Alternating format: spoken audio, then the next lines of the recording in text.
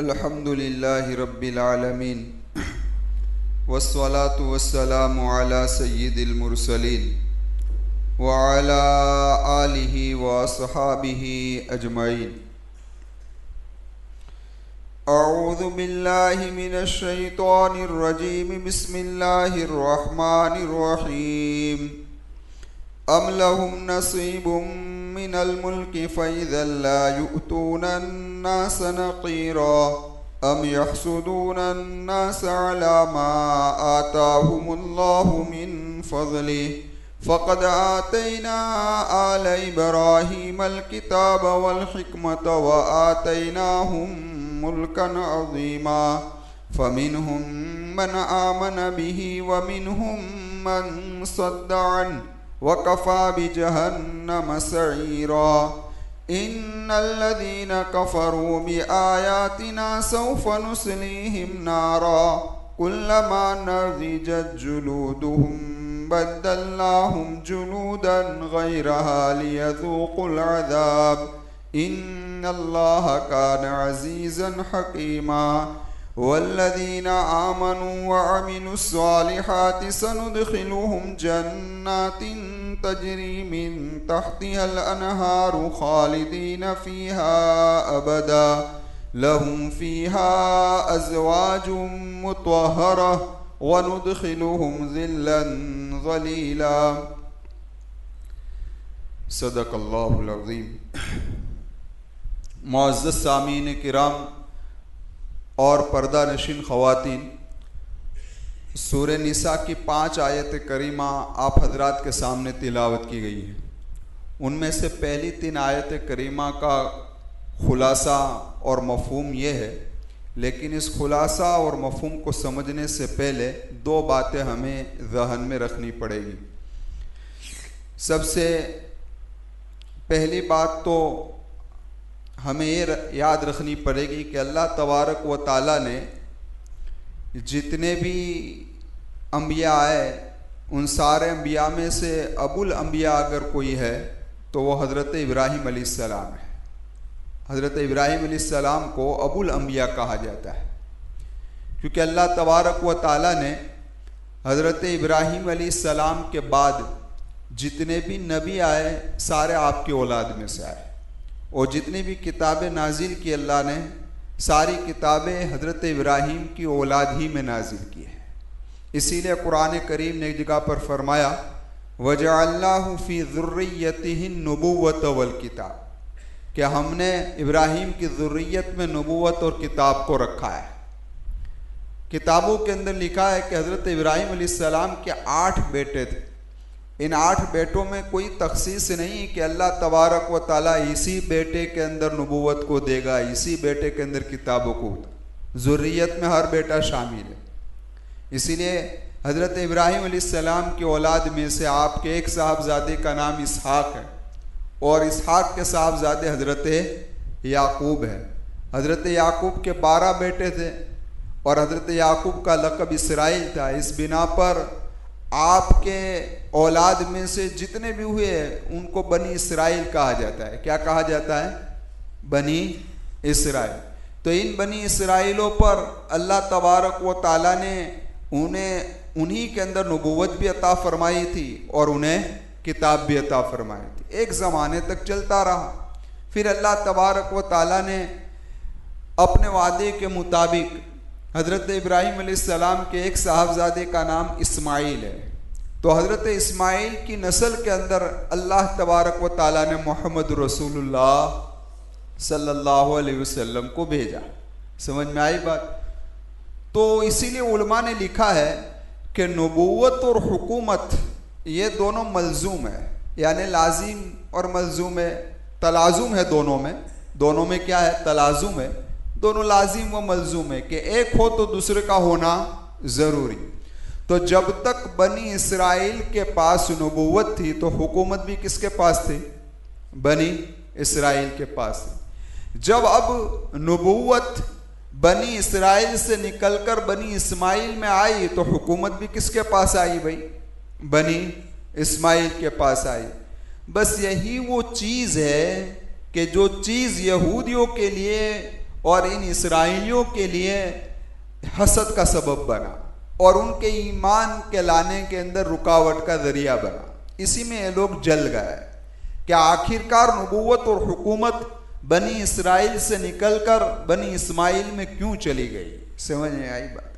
اسی لیے لمبے عرصے سے یہودیوں سے اللہ تبارک و تعالیٰ خطاب کرتے آ رہے ہیں. اب آخر میں 4 باتیں انہیں عرض کی ہے, پھر یہودیوں سے خطاب ختم ہوتا ہے. پہلی 3 آیت کریمہ میں ان 4 چیزوں کا ذکر ہے. ان میں سے پہلی بات تو یہ عرض کی گئی, ان سے کہا گیا کہ دیکھو بھائی, حکومت پر کسی کی اجارہ داری نہیں ہے, یہ اللہ تبارک و تعالیٰ کے اختیار میں ہے. اللہ جسے چاہتا ہے اسے حکومت عطا فرماتا ہے.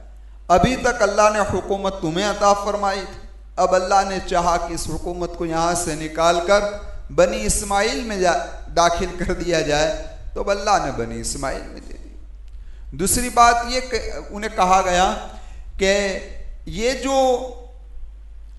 بنی اسماعیل کے اندر حکومت اور نبوت گئی ہے اس پر تمہیں حسد کرنے کی کوئی ضرورت نہیں ہے, ان میں تمہیں حسد کرنے کی اور تمہارا کوئی حق بھی نہیں بنتا کہ تم اس پر کیا کرو, حسد کرو. اور تیسری بات کہ اللہ تبارک و تعالیٰ کا وعدہ ہے کہ ہم اولاد ابراہیمی کے اندر کتابیں بھی اتاریں گے اور نبوت بھی انہیں عطا فرمائیں گے. تو یہ بس صاف ہے کہ ہم نے پہلے حضرت اسحاق کی اولاد میں حضرت یعقوب سے جو سلسلہ چلا اس کے اندر نبوت کا سلسلہ جاری رکھا.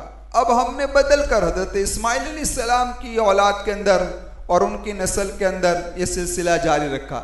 یہ تو ہمارا پہلے سے وعدہ ہے, اس میں حسد کرنے کی تمہیں کیا ضرورت ہے. آخر میں کہا کہ ان میں سے بعض یہودی ایمان لائے اور بعض رکے رہے, اور جو رکے رہے ان کے لیے ٹھکانہ کیا ہے, جہنم. وَقَفَا بِجَهَنَّمَ سَعِيرًا. سمجھ میں آئی بات. خیر, یہ پہلی 3 آیت کریمہ کا خلاصہ ہے. اب اس کو سمجھیے. ام لہم نصیب من الملک, کیا ان یہودیوں کے لیے حکومت کے اندر کوئی حصہ ہے, یعنی ان کو کچھ اختیار ہے حکومت میں؟ اگر اختیار ہوتا تو فَإِذَا لَا يُؤْتُونَ النَّاسَ جَمِيعًا, تب تو یہ یہودی لوگ, یہ لوگ کس کو, لوگ سے مراد یہاں پر نبی کریم صلی اللہ علیہ وسلم اور آپ کے اصحاب ہے, تب تو یہ لوگ ان حکومت میں سے, اپنی حکومت میں سے ایک رتی کے برابر بھی کچھ نہ دیتے. سمجھ میں آئی بات. دیکھو قرآن کریم نے, اس سے پہلے میں نے کہا تھا کہ قرآن کریم نے 3 لفظ استعمال کیے, ایک فتیلہ, ایک نقیرہ اور ایک کتمیر. اور یہ تینوں چیز عرب کے اندر, یہ تینوں لفظ عرب کے اندر معمولی چیز کو بیان کرنے کے لیے آتے ہیں. فتیلہ کہا جاتا ہے کھجور کی گٹھلی کی بیچ کے اندر جو تیراڑ ہوتی ہے, اس تیراڑ کے اندر ایک دھاگا ہوتا ہے, اسے کہا جاتا ہے فتیلہ. اور یہاں پر آیا نقیرہ. نقیر کہا جاتا ہے کھجور کے پیٹ کے اندر ایک داغ ہوتا ہے, اس داغ سے پورا پودا اگتا ہے اور درخت بنتا ہے. سمجھ میں آئی بات.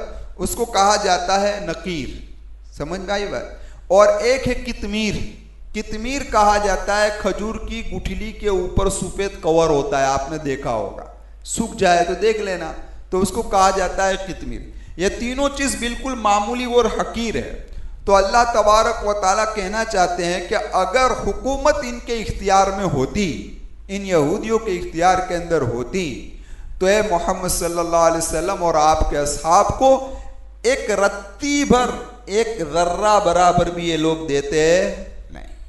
ام یحسدون الناس علی ما آتاہم اللہ من فضل, کیا یہ لوگ حسد کرتے ہیں ان لوگوں پر, یعنی کس پر, محمد رسول اللہ صلی اللہ علیہ وسلم پر, کہ اللہ تبارک و تعالیٰ نے انہیں اپنے فضل سے نبوت عطا فرمائی. تو ان پر یہ لوگ حسد کر رہے ہیں. آگے قرآن کہتا ہے فَقَدْ آتَيْنَا عَلَى إِبْرَاهِيمَ الْكِتَابَ وَالْحِكْمَةَ, تحقیق کہ ہم نے عطا کی حضرت ابراہیم علیہ السلام کے آل کے اندر کتاب اور حکمت. اس سے آپ ذرا غور کریں, لیکن درمیان کے اندر ایک بات میں عرض کر دوں کہ دیکھو حسد دونوں وجوہ سے حرام ہے, دونوں وجہ سے, دنیاوی وجہ سے بھی حرام ہے, دینی وجہ سے بھی حرام ہے. سمجھ میں آئی بات. دنیاوی وجہ سے حرام ہونے کی دلیل, یعنی اس میں اشارہ آیت کے اس قبل ام لہم نصیب من الملک, اس سے پتہ چلتا ہے کہ دنیاوی وجہ سے بھی کسی پر حسد کیا جا سکتا نہیں ہے۔ کسی کے مال کو دیکھ کر، کسی کی دولت کو دیکھ کر، کسی کی عزت کو دیکھ کر، کسی کے حسن کو دیکھ کر، کسی کی تجارت کو دیکھ کر حسد کرنا حلال نہیں ہے، حرام ہے۔ کیا ہے بھائی؟ حرام ہے۔ اسی طریقے سے کسی کے دین کی وجہ سے بھی اس پر حسد کرنا کیا ہے؟ حرام ہے۔ کوئی عالم ہے، تقریر کر رہا ہے اور کوئی علم والا ہے تو اس سے آدمی حسد کرے کہ بھئی اس کی مجلس فیل چلی جائے، میرے مجلس میں سب سناٹا مٹ جائے اور میری مجلس میں پبلک آ جائے، ایسا حسد کرنا، اور اس کی شہرت ختم ہو جائے، میری شہرت ہو جائے، یہ سب کیا ہے؟ کسی کی نعمت ختم ہو جائے اور وہ نعمت مجھے مل جائے، یہ کیا ہے بھائی؟ حسد ہے۔ تو دینی وجہ سے بھی کسی پر حسد کر سکتے نہیں ہے۔ اور یہ ہے فقد آتینا آل ابراہیم الکتاب والحکمہ کے اندر اس کی طرف اشارہ ہے۔ اسی لیے اللہ والے فرماتے ہیں کہ کوئی جسم ایسا نہیں ہے کہ جو حسد سے خالی ہو، کوئی جسم ایسا نہیں ہے کہ جو حسد سے خالی ہو، الا ماشاء اللہ، کچھ پاکیزہ دل ہوں گے کہ ان کے دلوں کے اندر کسی کے بارے میں حسد ہوگا نہیں۔ اور یہ حسد انہی بنی اسرائیل کے اندر پایا گیا، انہی بنی اسرائیل کے اندر پایا گیا، اور یہ حسد اس اعتبار اس وجہ سے ان کے اندر پایا گیا کہ آخر کار یہ نبوت اور یہ حکومت بنی اسماعیل کے اندر کیوں چلی گئی۔ اللہ تبارک و تعالیٰ سے دعا کرتے ہیں اللہ میری بھی حسد سے حفاظت فرمائے، آپ تمام کی حسد سے حفاظت فرمائے۔ بہت ہی بری چیز ہے، بہت ہی قبیح چیز ہے، اللہ ہم تمام کی اس سے حفاظت فرمائے۔ خیر، تو میں عرض یہ کر رہا تھا، اللہ فرماتا ہے کہ فقد آتینا آل ابراہیم الکتاب، کہ ہم نے آل ابراہیم کو کتاب عطا فرمائی۔ یعنی آپ ذرا دیکھیں کہ جتنی کتابیں آئی، توریت ہے، حضرت موسیٰ، تو حضرت موسیٰ حضرت ابراہیم کی اولادی میں سے ہیں، انجیل لے لو، زبور لے لو، صحیفے لے لو، جو کچھ بھی لے لو، وہ سارے حضرت ابراہیم علیہ السلام کی اولاد کے اندر اللہ تبارک و تعالیٰ نے بھیجے ہیں۔ خیر، پھر فرمایا حکمت بھی ہم نے جو عطا فرمائی کہ بڑے بڑے علم والے اگر کوئی آئے ہیں تو وہ حضرت ابراہیم علیہ السلام کی اولاد میں آئے ہیں۔ اور آخر میں فرمایا وَآتَيْنَاهُمْ مُلْكًا عَظِيمًا، ہم نے بڑی سلطنتیں اور بڑی حکومتیں بھی آل ابراہیم کو عطا فرمائی۔ آپ ذرا غور کریں کہ حضرت یوسف کے پاس کتنی بڑی حکومت تھی، تو حضرت یوسف کس کی اولاد میں سے؟ حضرت ابراہیم کی۔ حضرت سلیمان علیہ السلام کی حکومت تو ایسی حکومت تھی کہ جو مثالی حکومت تھی۔ خود حضرت سلیمان علیہ السلام نے اللہ سے دعا کی تھی وَهَبْ لِي، اے اللہ مجھے ایسی حکومت عطا فرمائے کہ میرے بعد کسی کو ایسی حکومت مت دینا۔ حضرت سلیمان نے کیا کہا؟ میرے بعد کسی کو ایسی حکومت نہ دینا۔ اللہ تبارک و تعالیٰ نے حضرت سلیمان علیہ السلام کی دعا کو قبول کر لیا، اور آپ کو جو حکومت عطا فرمائی، ایسی حکومت آپ کے بعد اللہ نے کسی کو نہیں عطا فرمائی۔ جناتوں پر حکومت، ہوا پر حکومت، ہاں بھائی، پہاڑوں پر حکومت، پرندوں چرندوں ہر ایک پر اللہ تبارک و تعالیٰ نے انہیں حکومت عطا فرمائی تھی۔ تو دیکھیے یہ حکومت اللہ نے حضرت سلیمان علیہ السلام کو عطا فرمائی، تو یہ بھی آل ابراہیم میں سے ہیں۔ اسی طریقے سے حضرت داؤد کو اٹھا لو علیہ السلام، اسی طریقے سے اللہ والوں میں سے طالوت کو اٹھا لو، اللہ تبارک و تعالیٰ نے انہیں بھی بہت بڑی حکومت عطا فرمائی تھی۔ تو یہ سارے اللہ والے ہیں، وہ سارے انبیاء ہیں، وہ سارے انبیاء اور اللہ والے اللہ تبارک و تعالیٰ نے آل ابراہیم کے اندر کیا کیا بھائی؟ پیدا کیا۔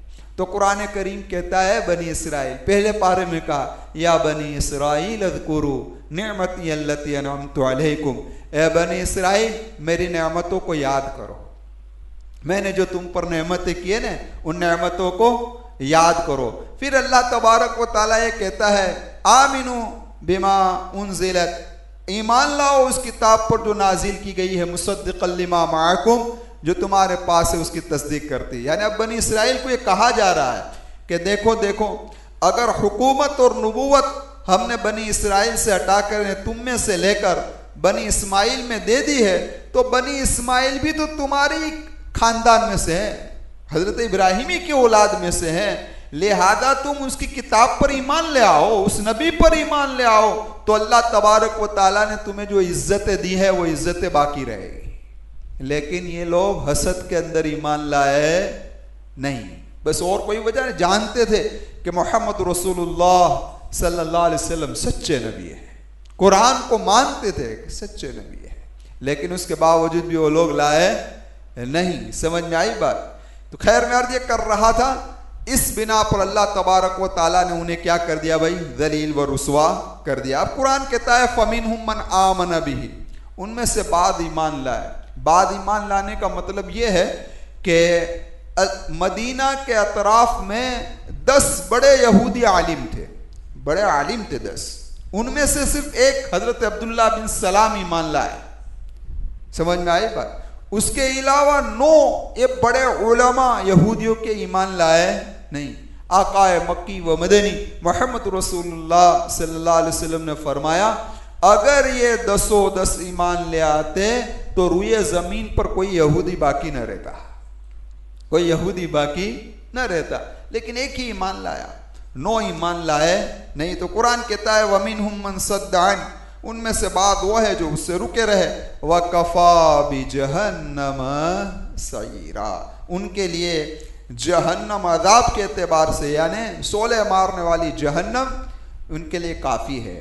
اب دیکھیے یہ جو سعیرہ کا لفظ ہے نا، شعلہ مارنے والی آگ کو کہتے ہیں۔ اب ذرا آپ غور کریں میرے نوجوانوں، ذرا سوچیں آپ کہ یہ دنیا کی آگ جو ہے وہ لوہے کو پگھلا دیتی ہے نا، پتھر کو پگھلا دیتی ہے، تو اس سے تو 70 گنا زیادہ تیز جہنم کی آگ ہے۔ تو صرف ایک شعلہ کافی تھا نا، ایک شعلہ بس جل کر بھون ہو جاتے، لیکن اتنی تیز آگ کیوں؟ ثم لا يموت فيها ولا يحيا، جہنم میں نہ موت آئے گی نہ زندگی۔ موت اگر آ جائے تو پھر عذاب کس کو دے بھائی؟ سمجھ میں آئی بات؟ اور زندگی اللہ کہیں گے نہ زندہ رہے گا، وہ زندگی بھی زندگی ہے جس زندگی میں سکون نہ ہو، جس زندگی میں سکون نہ ہو وہ زندگی بھی تھوڑی زندگی ہے۔ تو فرمایا ثم لا يموت فيها ولا يحيا، اللہ فرماتا ہے وَكَفَى بِجَهَنَّمَ سَعِيرًا، ان کے لیے یہ تیار کیا رکھا۔ ہم یہ سمجھتے ہیں کہ جہنم بہت دور ہے، کیا سمجھ رہے ہیں کہ جہنم بہت دور ہے؟ نہیں نہیں نہیں، ایسا نہیں ہے۔ ابھی آنکھ بند ہو گئی اور آدمی مٹی کے گڑھے کے اندر چلا گیا، یعنی قبر میں پہنچ گیا، سمجھ میں آئی بات؟ بس جنت اور جہنم کھل کر سامنے آ جائے گی۔ اسی لیے آقا مکی و مدنی محمد رسول اللہ صلی اللہ علیہ وسلم فرماتے ہیں قبر روضۃ من ریاض الجنہ، جنت کے باغوں میں سے ایک باغ ہے، او حفرۃ من حفر النیران، یا جہنم کے گڑھوں میں سے ایک گڑھا ہے۔ اگر اعمال صالحہ کے ساتھ، ایمان اور اعمال صالحہ کے ساتھ اس دنیا سے میں اور آپ رخصت ہوئے تو حدیث کی کتابوں کے اندر لکھا ہوا ہے کہ اللہ تبارک و تعالیٰ قبر کو 70 ہاتھ چوڑا اور 70 ہاتھ لمبا کر دیں گے۔ یعنی آپ اندازہ لگاؤ 70 ہاتھ یعنی ایک ہاتھ 1.5 فٹ کا ہوتا ہے، ایک ہاتھ کتنے کا ہوتا ہے؟ 1.5 فٹ کا ہوتا ہے، تو 70 ہاتھ کا کیا مطلب ہوا؟ 105 فٹ چوڑی اور 105 فٹ پوڑی یعنی لمبی۔ اللہ تبارک و تعالیٰ اتنا بڑا ہول قبر کو کر دے گا، جنت کی کھڑکی کھول دے گا، مزہ لیتے رہو۔ سمجھ میں آئی بات؟ لیکن اگر میرے اور آپ کے اعمال اگر بد رہے، ہاں، تو سب سے پہلی دھلائی ہے نا بھائی وہ قبر میں ہونے والی ہے۔ کہاں ہونے والی ہے؟ قبر میں۔ کیسی ہوگی؟ تو کہ بھیسے کی قبر، ان پسلے یہاں اور یہ پسلے یہاں۔ اس لیے آقا مکی و مدنی محمد رسول اللہ صلی اللہ علیہ وسلم نے فرمایا کہ اگر قبر کے عذاب کو ظاہر کر دیا جائے تو تمہارا کھانے کا مزہ بھی اڑ جائے، تمہارے رہنے کا مزہ بھی اڑ جائے، تمہارا سکون بھی اڑ جائے، سب اڑ جائے۔ اس لیے اللہ نے اس کو غیب میں رکھا ہے، اور یہ چیز ہمیں نظر نہیں آتی، لیکن جو بات محمد رسول اللہ نے کہہ دی وہ کیا ہے؟ نبی کا نام لو تو کم از کم درود شریف آواز سے پڑھ لیا کرے۔ سمجھ میں آئی بات؟ ہاں، تو میں عرض یہ کر رہا تھا کہ یہ بات کیا ہے؟ غیب ہے، چھپی ہوئی ہے، لیکن آقا نے کہہ دیا ہے تو وہ سچی ہے، اس میں اب کوئی شک کی کوئی گنجائش نہیں ہے۔ اسی لیے مجھے اور آپ کو بہت ہی زیادہ عذاب قبر سے پناہ مانگنی چاہیے۔ ہم کہتے ہیں دعاؤں میں عام طور پر اللہ جہنم سے بچا لے، اس سے بچا لے، لیکن قبر کا تذکرہ بہت کم کرتے ہیں، حالانکہ سب سے پہلی منزل وہی ہے، سب سے پہلی منزل ہی وہی ہے۔ اس لیے اللہ کے محبوب صلی اللہ علیہ وسلم نماز کے اندر عذاب قبر سے پناہ مانگتے تھے۔ اندازہ تو لگاؤ، جب محمد رسول اللہ کی ذات نماز کے اندر عذاب قبر سے پناہ مانگ رہی ہو تو مجھے اور آپ کو تو زیادہ اہتمام کرنا چاہیے۔ تو خیر اللہ فرماتا ہے وَقَفَا بِجَهَنَّمَ سَعِيرًا۔ اب ذرا دیکھیں ان الذین کفروا بآیاتنا، یقیناً وہ لوگ جنہوں نے کفر کیا ہماری آیتوں کا، سوف نصلیہم نارا، ان قریب ہم ان کو جہنم کے اندر داخل کریں گے۔ اب کیا ہوگا؟ تو اللہ نے کہا کلما نضجت جلودہم، جب بھی ان کی چمڑی جل جائے گی نا، کیا ہو جائے گی؟ جل جائے گی، تو اللہ فرماتے ہیں بدلناہم جلودا غیرہا، تو ہم ان کی چمڑی کو دوسری چمڑی سے کیا کر دیں گے؟ بدل دیں گے۔ دیکھو ذرا غور کرنے کی بات ہے، غور کرنے کی بات ہے کہ جہنم میں چمڑی جب بھی جلے گی تو اللہ اس چمڑی کی جگہ پر کیا لائیں گے بھائی؟ دوسری چمڑی کو لے آئیں گے۔ اب ذرا دیکھو کہ حضرت کعب احبار فرماتے ہیں 1 گھنٹے کے اندر 120 مرتبہ چمڑی کو تبدیل کیا جائے گا، تو 1 منٹ میں کتنی ہوئی؟ 2 مرتبہ۔ 1 منٹ میں 2 مرتبہ جہنم کے اندر چمڑے چینج ہوں گے۔ سمجھ میں آئی بات؟ ہاں، اللہ میری بھی حفاظت فرمائے، آپ تمام کی حفاظت فرمائے، لیکن حقیقت تو اللہ ہی جانتا ہے کہ 1 منٹ میں کتنی مرتبہ چمڑے چینج ہوں گے۔ اب ذرا ایک بات توجہ سے سننا، قرآن نے چمڑے کا لفظ استعمال کیا ہے۔ کس کا لفظ استعمال کیا؟ کہ ان کی چمڑی کو چینج کریں گے، ایسا نہیں کہ ان کی باڈی کو چینج کریں گے۔ سننا، کس کو کہا؟ بولو، چمڑی کو چینج کریں گے، یعنی چمڑی بدل دی جائے گی۔ کیوں؟ سائنس کہتا ہے، اتنی تحقیق کے بعد سائنس اس پر پہنچا ہے کہ انسان کے جسم کو جو تکلیف پہنچتی ہے اس کو محسوس کرنے کی، یعنی جان تھا محسوس کرنے کی صلاحیت صرف چمڑے میں ہے۔ کس میں ہے؟ کس میں ہے؟ چمڑے کے اندر ہے، گوشت کے اندر وہ صلاحیت نہیں ہے۔ چمڑی نکل گئی، گوشت کو کچھ بھی کر ڈالو، کچھ تمہارے جسم میں فرق نہیں پڑے گا۔ سمجھ میں آئی بات؟ تو اللہ تبارک و تعالیٰ نے اسی لیے چمڑے کا ذکر کیا ہے کہ چمڑا جلے گا تو اب تم مطمئن مت ہو جانا کہ اب تو چمڑا جل گیا، اب تو کچھ تکلیف ہونے والی نہیں، بھلے نے لاکھوں سال پڑے رہے، نہیں نہیں نہیں، دوبارہ چمڑا لائیں گے، پھر تم کو تکلیف دیں گے، دوبارہ چمڑا لائیں گے، یہاں تک کہ جب تک تمہاری سزا ہے وہاں تک چمڑے بدلتے رہیں گے اور تمہیں یہ تکلیف محسوس ہوتی رہے گی، تمہیں یہ تکلیف۔ اسی لیے قرآن کریم میں ایک جگہ پر ہے یُصَبُّ مِن فَوْقِ رُؤُوسِهِمُ الْحَمِیمُ، یہ قرآن ہے۔ میں آپ سے مؤدبانہ گزارش کرتا ہوں، اللہ مجھے بھی توفیق دے، آپ تمام کو توفیق دے، ایک تو تلاوت قرآن کرو، ایک ترجمہ کے ساتھ کرو۔ کس کے ساتھ کرو؟ اب تو گجراتی میں بھی ترجمہ آ گیا ہے، سمجھ میں آئی بات؟ ترجمہ کے ساتھ کرو۔ یُصَبُّ مِن فَوْقِ رُؤُوسِهِمُ الْحَمِیمُ، اللہ فرماتا ہے کہ ابلتا ہوا پانی ان کے سروں پر جہنم میں ڈالا جائے گا۔ اب جو پانی سر سے ڈالا جائے گا نا، تو یہ پانی جب نیچے تک پہنچے گا تو پورے چمڑے کو لیتا ہوا نیچے پہنچ جائے گا۔ کیا ہوگا اس وقت؟ ہاں، وَهُمْ يَسْتَرِخُونَ فِيهَا، قرآن یہ کہہ رہا ہے اس میں وہ لوگ چیخیں گے۔ کیا کریں گے؟ لیکن ایک جگہ پر فرمایا لَهُمْ فِيهَا زَفِيرٌ وَشَهِيقٌ، ان کی یہ چیخنے کی آواز گدھے کی آواز ہوگی۔ کیسی آواز ہوگی؟ ہاں، زفیر کہتے ہیں گدھے کی پہلی آواز کو۔ جب گدھا اسٹارٹنگ میں بولتا ہے نا تو بہت تیز بولتا ہے، اس کو زفیر کہتے ہیں۔ اور شہیق کہتے ہیں گدھے کی آخری آواز کو، جب اینڈ کرتا ہے تو اس کی آواز کیا ہو جاتی ہے؟ تو قرآن نے ان جہنمیوں کی آواز کو گدھے کی آواز کا، کیوں؟ کیونکہ قرآن خود کہہ رہا ہے کہ ان انکر الاصوات لصوت الحمیر، کہ آواز میں سے سب سے بری اگر کسی کی آواز ہے تو وہ گدھے کی آواز ہے۔ کس کی ہے؟ گدھے کی۔ اسی لیے اب وہاں جائے گا جہنم میں، کہے گا ربنا اخرجنا منہا، اے اللہ ہمیں اس سے نکال دے۔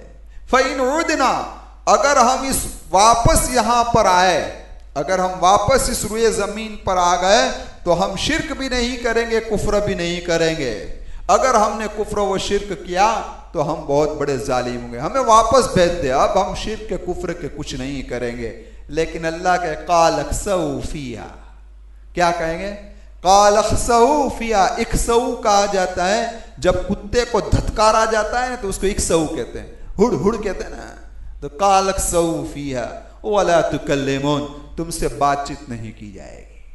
اللہ میری اور آپ کی حفاظت فرمائے۔ تو یہ ایسی چیز ہے، قرآن ایسی چیز ہے، حدیث رسول ایسی چیز ہے کہ جو محمد رسول اللہ اور اللہ نے کہہ دیا وہ کیا ہے؟ سچ ہے۔ تو ایک بات صاف آ گئی کہ جہنم میں پہنچنے کے بعد تمنا کرے گا کہ اب شرک نہیں کروں گا، اب یہ نہیں کروں گا، تو ابھی بھئی زندگی ہے تو ابھی سدھر جانا ہے، ابھی سنور جانا ہے۔ اسی لیے کسی اللہ والے نے عجیب بات کہی کہ بھئی کوئی آدمی اگر مر گیا ہو، اس دنیا سے چلا گیا، اور اسے کہا جاتا ہے کہ ہم تجھے زندگی دیں گے تو تو کیا کرے گا؟ تو کہ اب تو سدھر جاؤں گا، اب صوفی صاحب بن جاؤں گا، کیا کر دوں گا؟ نماز نے یہ نے سب کچھ میں کرنے لگوں گا۔ تو اللہ والے کہتے ہیں کہ مرنے والے کو تو اب مہلت ملے گی نہیں، لیکن تجھے مہلت ہے، تو سدھر جانے۔ سمجھ میں آئی بات؟ اس کو تو اب مہلت ملنے والی نہیں ہے، لیکن تیرے پاس تو بھی مہلت ہے، ابھی سے سدھر جانے۔ سمجھ میں آئی بات؟ اللہ مجھے بھی سدھار دے، اب میں بھی آپ سے زیادہ عمل کا محتاج ہوں، اللہ میری بھی اصلاح فرما دے، آپ تمام کی اصلاح فرما دے۔ خیر میں عرض یہ کر رہا تھا قال اخسؤ فیہا، تو قرآن اب کہتا ہے کہ لیذوقوا العذاب، عذاب کو چکھو، ان اللہ کان عزیزا حکیما، یقیناً اللہ تبارک و تعالی غالب ہے اور حکمت والا ہے۔ صفت غالب لا کر اشارہ کر دیا کہ ان سزاؤں کا دینا ہمارے لیے کوئی مشکل نہیں ہے، ہمارے لیے کیا ہے؟ آسان ہے۔ اور حکیمہ کی صفت لا کر اللہ نے اشارہ کر دیا کہ یہ ہماری حکمت کا تقاضا ہے کہ کب ہم کس کو کب پکڑیں یا وقت پر پکڑیں گے۔ ابھی ہم ہر کو کیا دے دیتے ہیں؟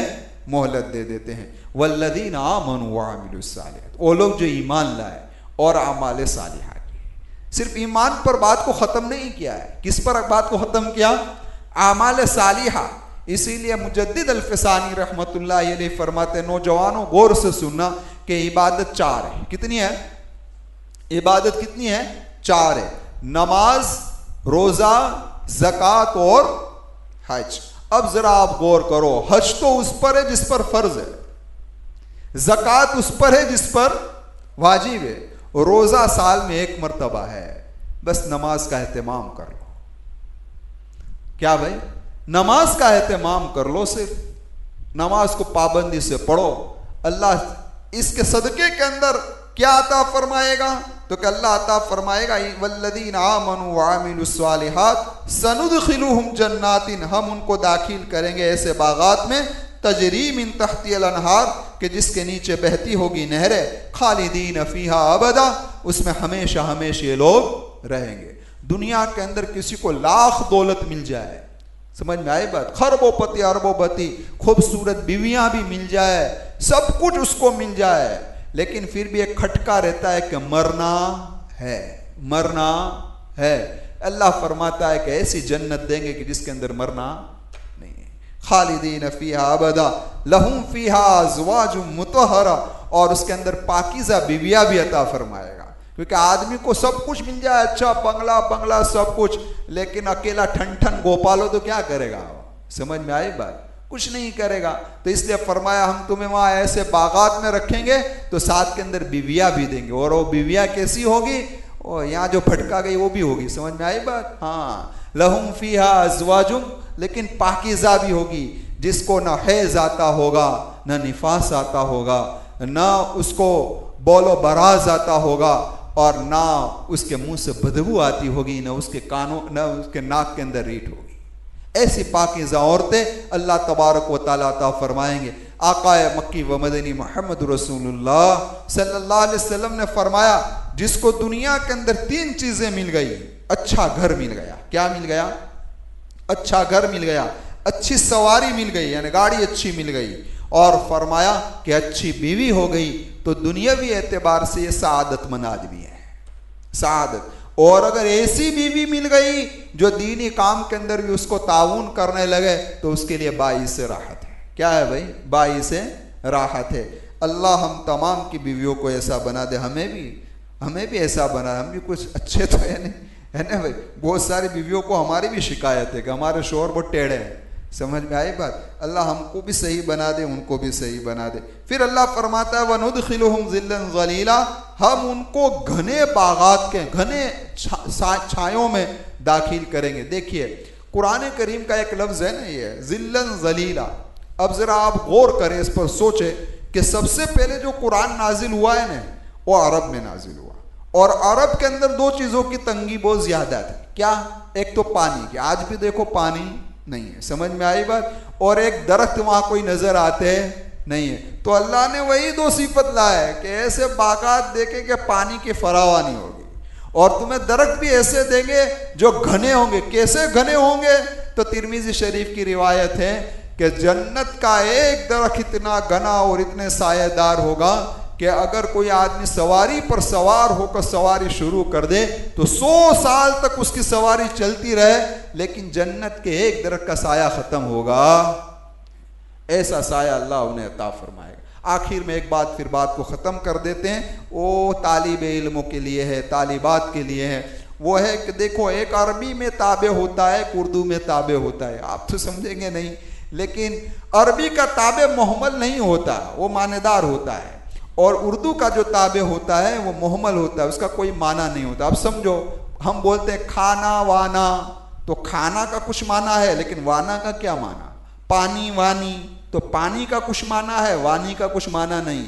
تو اردو کا جو تابع ہوتا ہے نا وہ بے معنی ہوتا ہے، لیکن عربی کا جو تابع ہوتا ہے وہ مطبوع کے معنی کے اندر اضافہ کرتا ہے۔ اب سمجھئے یہاں پر ذلن کہہ دیا کہ سایہ ہوگا، اب پھر کا ذلیلا گھنا سایہ ہوگا، تو اشارہ کر دیا کہ سایہ بھی آچھو پاتڑو نہیں ہوئے، وہ جاندار سایہ ہو۔ سمجھ میں آئی بات؟